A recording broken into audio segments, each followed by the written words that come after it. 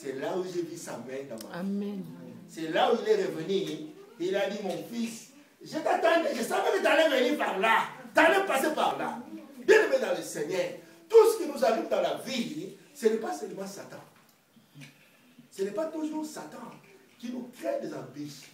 Il y a des problèmes qui nous arrivent parce que Dieu veut que tu passes par là afin de savoir que lui, il est réellement le souverain. Amen. Dans ta vie, Amen. il est ton Dieu. Amen. C'est lui qui a le dernier mot pour ta vie. Amen. Voilà pourquoi des situations qui arrivent dans notre vie, même si tu n'as rien, sache que Dieu est là. Amen.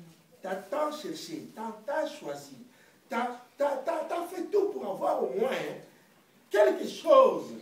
Mais si ça n'arrive pas, toi tourne seulement vers le Seigneur. Dis, Seigneur, toi tu es Dieu, je compte sur toi. Il n'y a personne d'autre qui peut m'aider si toi tu ne le fais pas. Là Dieu dira, ah, maintenant il sait que moi je suis le commencement et la fin. Si moi je n'agis pas, il restera comme ça. Amen. Là Dieu va agir dans ta vie. Parce que tu l'as mis à la place qu'il faut pour lui. Amen. Quand on l'élève, il est content. Amen. Dieu attend seulement qu'on l'élève. Quand on l'élève, il change d'avis, il change de position. Amen. Voilà pourquoi, quand on adore Dieu, Dieu s'il descend, il est content. Il lui dit, ah, vraiment mon fils, ma fille m'a adoré. J'ai bien mangé. Maintenant, je vais agir. Voilà Amen. pourquoi Dieu agit souvent dans nos adorations. Quand on le pleure, Dieu aime qu'on le loue. Dieu aime qu'on l'acclame. Dieu aime qu'on sorte des mots agréables. Amen. Pour lui. Quand on parle de quelque chose de bien pour Dieu, tout c'est bien fait. Là, il dit, ah, voilà ma fille, mon fils, il a reconnu que moi je suis Dieu. Amen. Là, il descend. Il voit qu'il va regarder tout le problème. Bien aimé dans le Seigneur. Jonas, dans l'eau. Dieu comme il est Dieu, il savait qu'il va tomber dans l'eau. Oh, il a organisé. Ça, c'était, on peut appeler ça. Non, c'était pas un cercueil, mais c'était une voiture spéciale. Qui est venu prendre Jonas dans l'eau. Amen. Oh, quel poisson! Qui a englouti Jonas? Jonas, il passera 3 jours dans le ventre du poisson. Bien aimé dans le Seigneur, dans le ventre du poisson, pour que Jonas arrive à implorer Dieu. Parce que si on va implorer Dieu, on va peut-être se mettre à genoux, ou on va s'asseoir, ou on va s'allonger. Mais Jonas, maintenant, dans le ventre du poisson, il était dans quelle position? Sûrement, il avait une chaise spirituelle qui était là avec une table. Amen, amen, amen. Pour Amen. implorer l'Éternel. Parce Amen. que Jonas, dans le ventre du poisson, il s'est souvenu, il dit, ah non, mon Dieu, oh, je reconnais que toi, tu es Dieu. Amen. Jonas, il a reconnu maintenant que j'ai pris une fausse voie. Il a fallu que je reste là. Maintenant, je retrouve dans le ventre du poisson. Mais quand on reconnaît sa faute, Dieu intervient. Amen. Dans notre vie, on peut pécher. Dieu, il connaît notre nature. Il sait qu'il y a l'ennemi qui court toujours derrière nous pour nous montrer la mauvaise voie, pour qu'on tombe. Voilà pourquoi que le péché ne demeure pas en toi. Quand tu sens que tu as fait quelque chose qui n'a pas plu à Dieu, répands-toi tout de suite. Seigneur, j'ai péché contre toi. Pardonne-moi. Père, je tâcherai prochainement de ne plus le faire. Là, Dieu va dire, ah, mon fils a pris une bonne décision. Il viendra encore vers toi.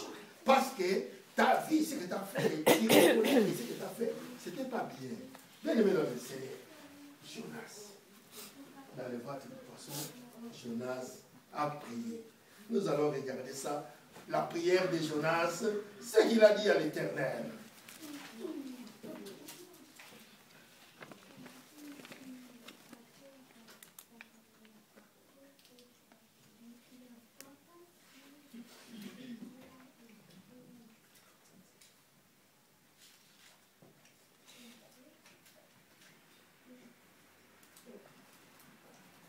Nous sommes dans le Jonas maintenant 2, à partir du premier verset. Jonas 2. J'ai dit pour la gloire de Dieu. Jonas dans le ventre du poisson pria l'Éternel, son Dieu. Il dit, dans ma détresse, je t'invoque l'Éternel. Et il m'a exaucé. Du sein du séjour des morts, j'ai crié et tu as entendu ma voix.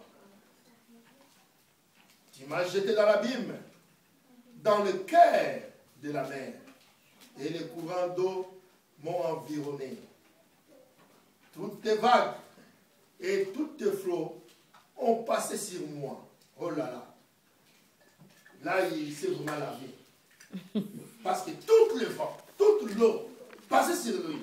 Dans le ventre du poisson, elle était sur lui de gauche et de droite. Il va dire, je disais, je suis chassé loin de ton regard. Ça, c'est nous sommes au verset 4. Mais je verrai encore ton saint temple. Les eaux m'ont couvert jusqu'à monter la vie. L'abîme m'a enveloppé. Les roseaux ont entouré ma tête. Je suis descendu jusqu'aux racines des montagnes. Le bas de la terre s'enfermait pour toujours. Tu m'as fait remonter vivant de la fosse. Éternel mon Dieu. Quand mon âme était abattue au-dedans de moi, je me suis souvenu de l'Éternel et ma prière est parvenue jusqu'à toi dans ton saint nom. Ce qui s'attache à de vaines idoles s'éloigne de ta miséricorde. Bien-aimé dans le Seigneur, Jonas, dans le ventre, mais il implore Dieu. Dans le ventre du poisson.